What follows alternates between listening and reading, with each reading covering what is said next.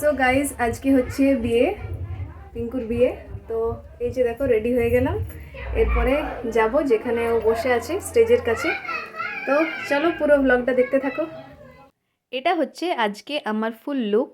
নিজেই শাড়ি পরেছি, একদম শাড়ি পরতে পারি না কারো সাহায্য ছাড়া, তবুও আজকে শাড়িটা পরেছি কোনো রকমভাবে।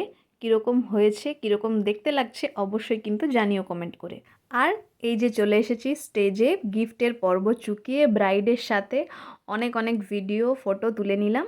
ব্রাইডকে তো মিষ্টি দেখতে লাগছেই, তবুও তোমরা জানিও ওকে কীরকম লাগছে।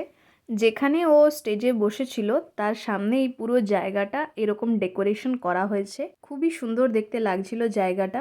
প্রথমে এসেই চলো এবার যাওয়া যাক স্টলের দিকে, কি হয়েছে।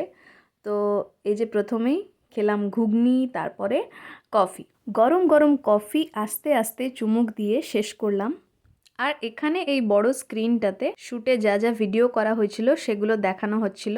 দেখো তো আমার হাত কোনটা চিনতে পারো কি না।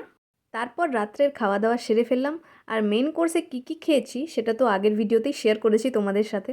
এরপরে চলে গেলাম বাইরের দিকে, যেখানে ডিজের ব্যবস্থা করা হয়েছে। আমিও এখানে একটু নাচ করলাম। অনেক বেশি নাচ করার ইচ্ছে ছিল, কিন্তু সেরকমভাবে বন্ধু না থাকায় আর জায়গাটাও যেহেতু পরিচিত নয়, তাই সেরকম নাচ করতে পারলাম না। পিঙ্কু হলো আমার ছোটোবেলার বান্ধবী।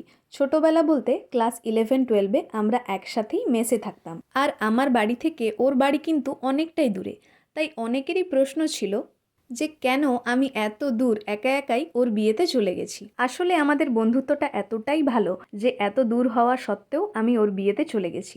আর রইলো কথা একা যাওয়ার, তো সব কাজে সব সময় যে একজন সঙ্গী থাকতেই হবে তার কোনো মানে নেই, তাই না? যাই হোক, এদিকে শুভ বিবাহ সম্পন্ন হলো। বর বউয়ের একসাথে একটা ছোট্ট ক্লিপ দিলাম, তোমরাও দেখে নাও বর বউকে।